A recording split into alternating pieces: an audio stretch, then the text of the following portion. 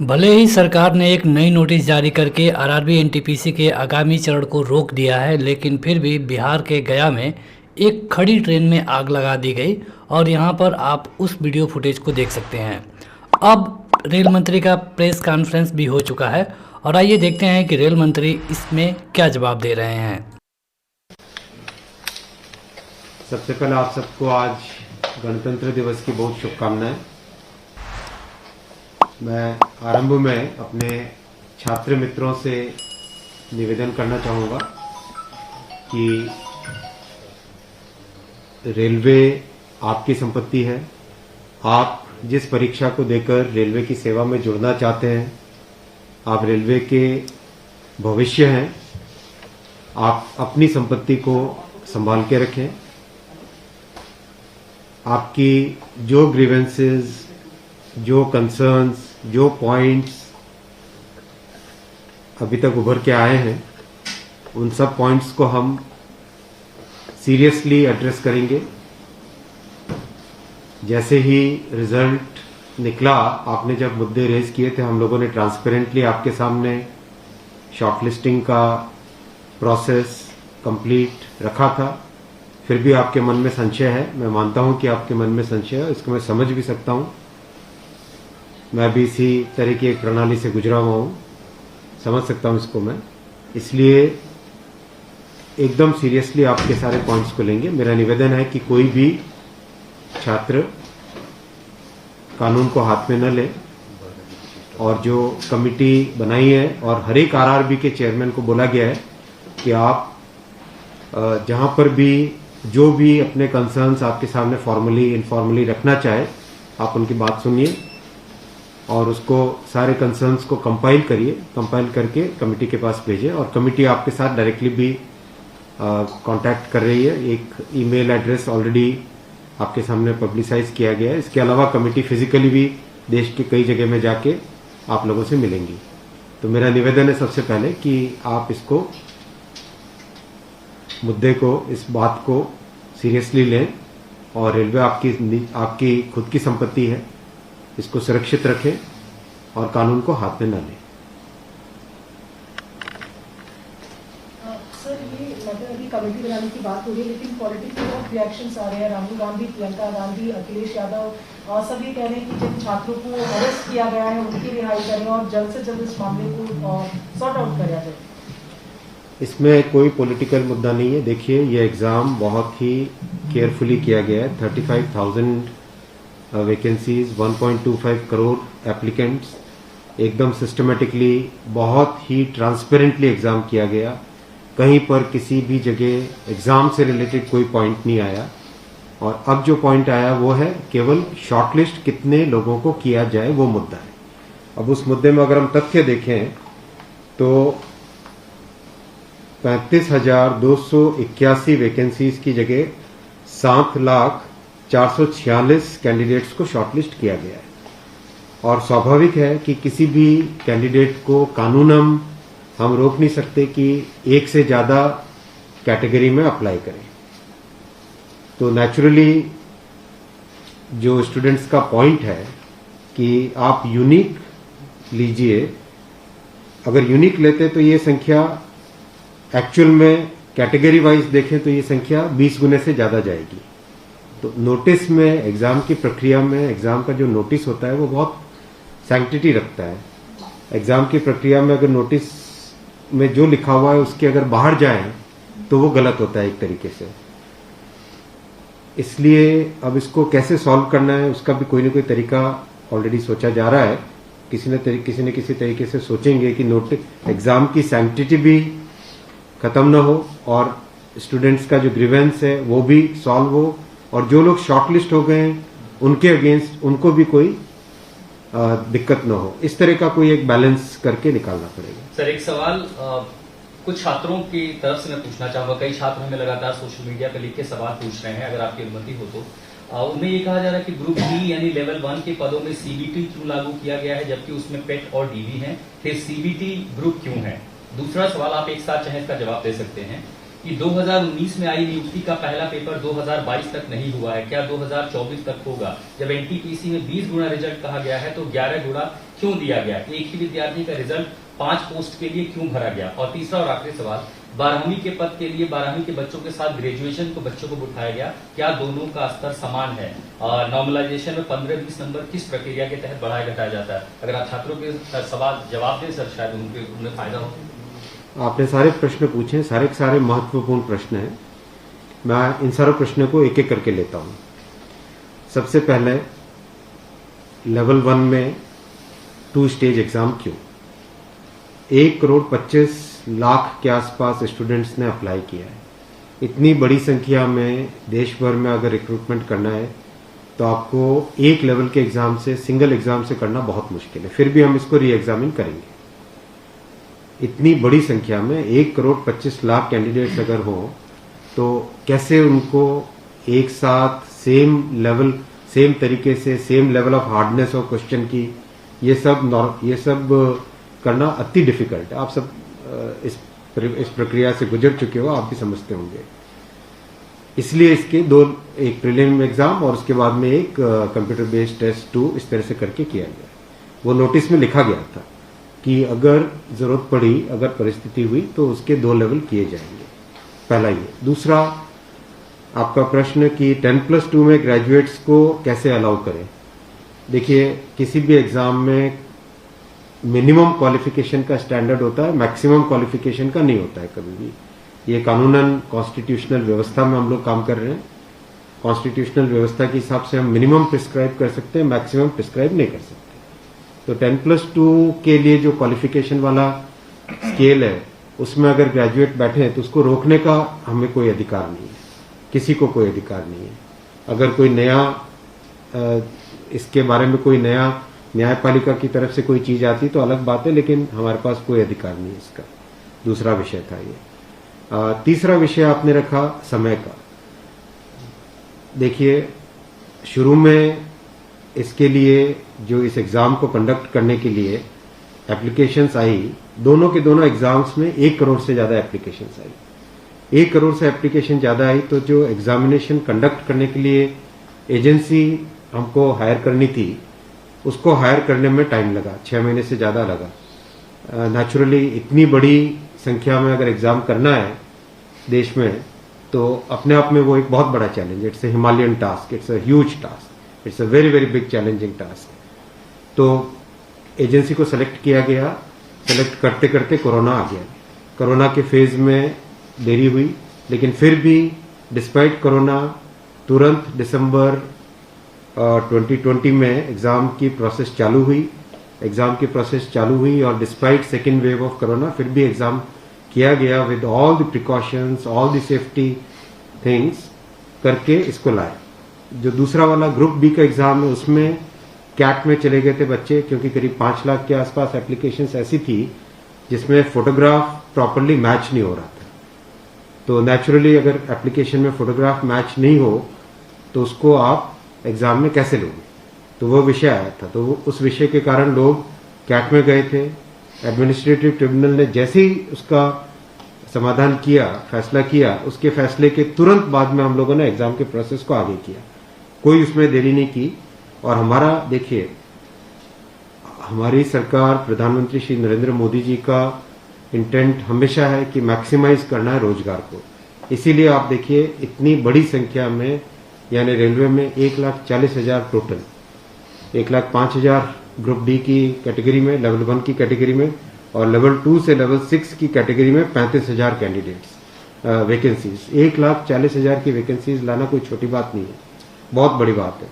फिर आपका चौथा पॉइंट आप देखिए, ज्यादा से ज्यादा कैंडिडेट्स को फर्स्ट स्टेज से सेकंड स्टेज में जाने का मौका मिले, इसके लिए 2015 तक हमेशा प्रिलिमिनरी एग्जाम जो होता था, फर्स्ट स्टेज होता था, उससे 10 गुना लिए जाते थे, केवल 10 गुना लिए जाते थे। 2015 के बाद में पहले ही संख्या बढ़ा के 15 गुना कर दी गई, जिससे कि ज्यादा से ज्यादा कैंडिडेट्स को मेन एग्जाम के लिए जाने का मौका मिले।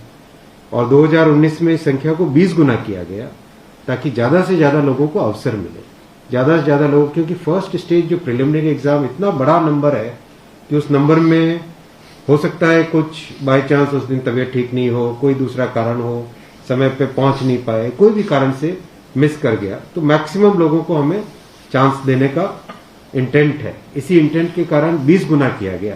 जो 10 गुना था 2015 से पहले, उसको 20 गुना किया गया 2019 में। तो ये प्रो स्टूडेंट्स, प्रो कैंडिडेट्स वाली अप्रोच है हमारी, और हमारी इंटेंट एकदम नेक नियति से काम कर रहे हैं, सच्चाई से काम कर रहे हैं। देखिए, कोई भी कहीं भी एक भी जगह से कहीं कोई पेपर लीक होने की बात नहीं है, कहीं पे कोई एग्जाम के मैनिपुलेशन की बात नहीं है। जो आज सिर्फ मुद्दा है, मुद्दा सिर्फ इतना है कि शॉर्टलिस्ट कैंडिडेट्स कितने किए जाए, यही मुद्दा है। इस मुद्दे को सॉल्व करेंगे, इसको भी हम बहुत सेंसिटिवली सॉल्व करेंगे। हमारे लिए छात्र हमारे साथी हैं, हमारे भाई हैं, हमारी बहनें जो एग्जाम दे रहे हैं, तो हमारे लिए बहुत इंपॉर्टेंट है। हम इसको बहुत सेंसिटिवली सर, एक तस्वीर और दिखाई पड़ी, बच्चों पर लाठीचार्ज। कल रात को आपने देखा, अगर तस्वीरें दिखाई हो हॉस्टल में, मैं आपको इतना बताना चाहूंगा कि जो लोग किसी भी अपनी खुद की संपत्ति को अगर जलाते हैं, खुद की संपत्ति पे अगर अटैक करते हैं, उसको डिस्ट्रॉय करने की कोशिश करते हैं, तो उसमें जो प्रक्रिया पुलिस की होती है वो होनी, अगर हुई है, मेरी बात आप इसमें स्पष्ट रखिए कि मैं छात्रों को कह रहा हूं कि आपकी संपत्ति है, आप अपनी संपत्ति को जलाने के लिए क्यों बाहर निकले।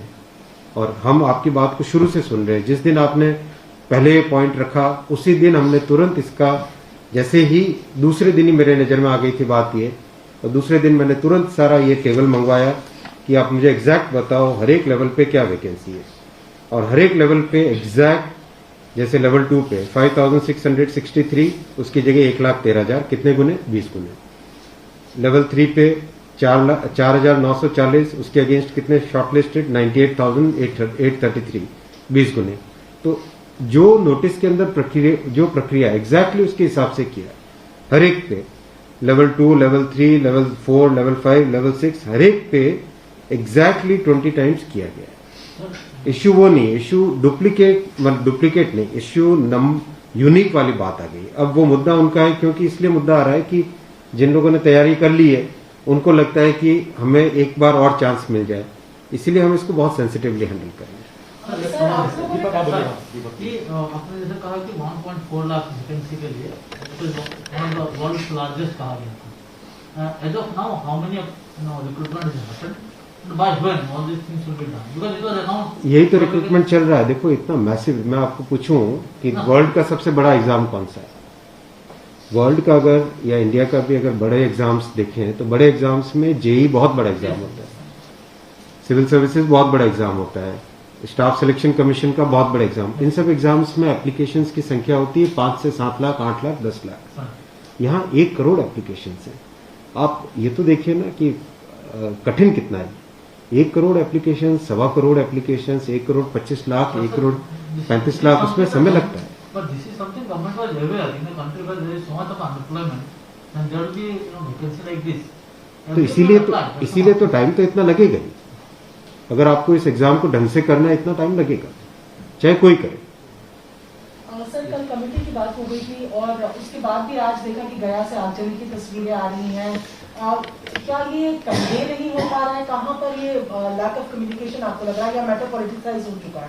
नहीं, कुछ लोग इसका गलत फायदा उठा रहे हैं, और मैं उनसे भी निवेदन करूंगा कि छात्रों को भ्रमित न करें, कोई गलत इसका उपयोग न करें। ये छात्रों का मामला है, ये देश का मामला है, इसको हमें सेंसिटिवली हैंडल करना चाहिए, और इसमें हर तरीके से संवेदनशीलता के साथ इस मामले को लेना चाहिए। सर, कुछ छात्रों को ऊपर FIR भी दर्ज हुई है, कुछ पुलिस के स्टडी में भी अभी के समय में है, ऐसी खबरें आ रही हैं।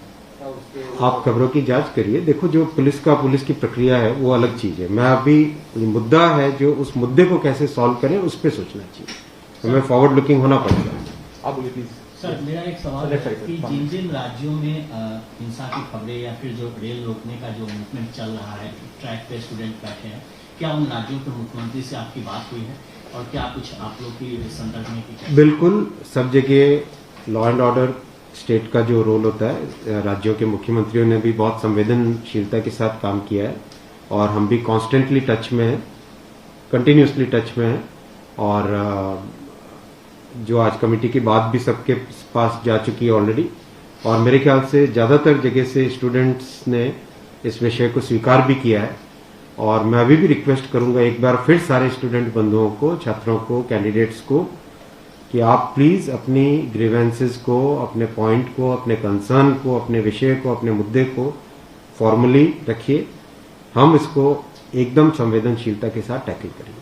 सर इनका कमेटी बन गया है, तो जिन लोगों ने जैसे कल का नोटिस आया था they will be debarred from future exam, will that also be considered because they did not know that this is going to happen? नहीं, देखो कमेटी एक बहुत ही सीनियर ऑफिसर्स की है और ये कमेटी हर चीज को, जितने भी मुद्दे इसमें आएंगे और हर एक मुद्दे को जल्दी से जल्दी, इसमें कमेटी का टाइम लिमिट भी दिया है। कितना टाइम दिया हमने टाइम लिमिट? टोटल 4 मार्च तक का चाहिए। तो जो कमेटी की रिपोर्ट आने का क्या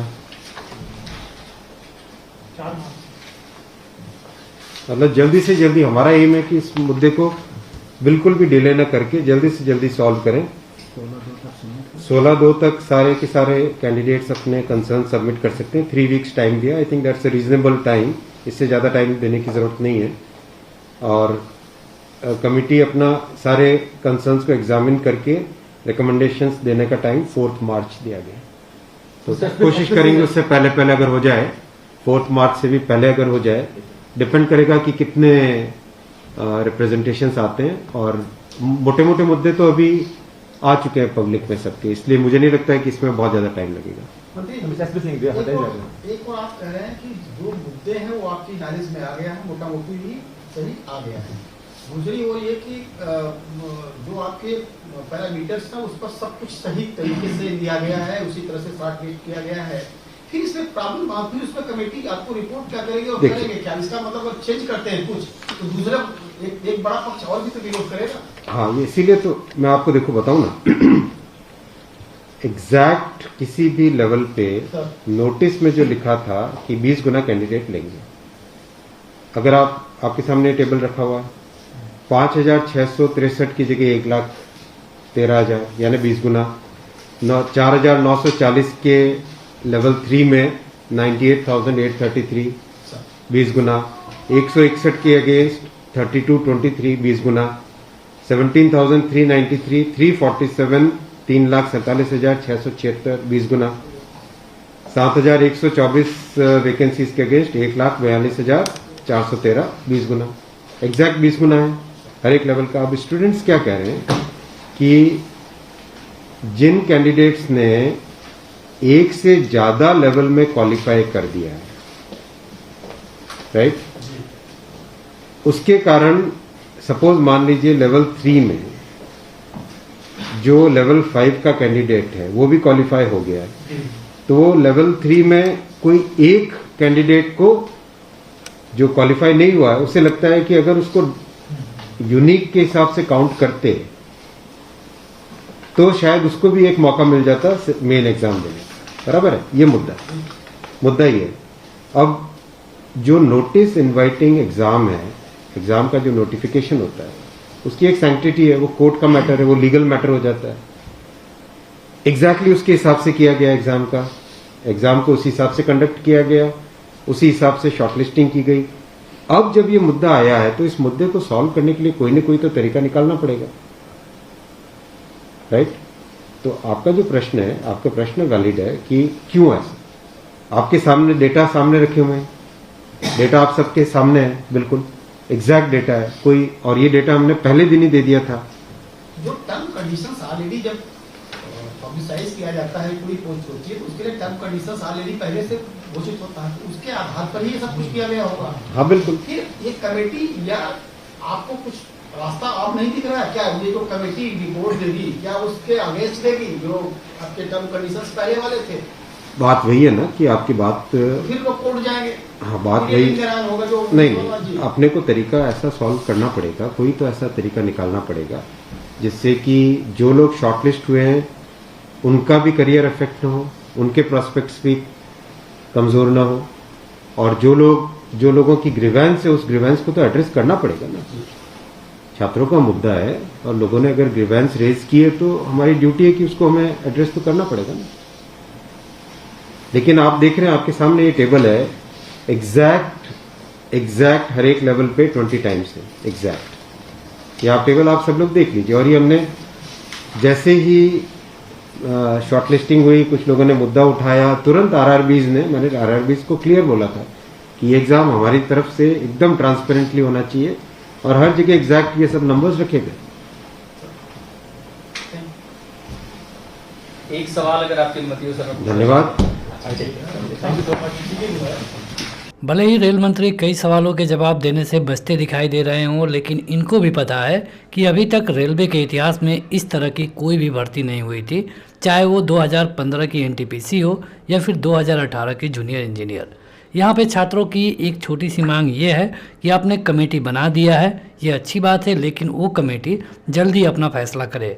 कई सारे लोग इसको उत्तर प्रदेश चुनाव से भी जोड़कर देख रहे हैं।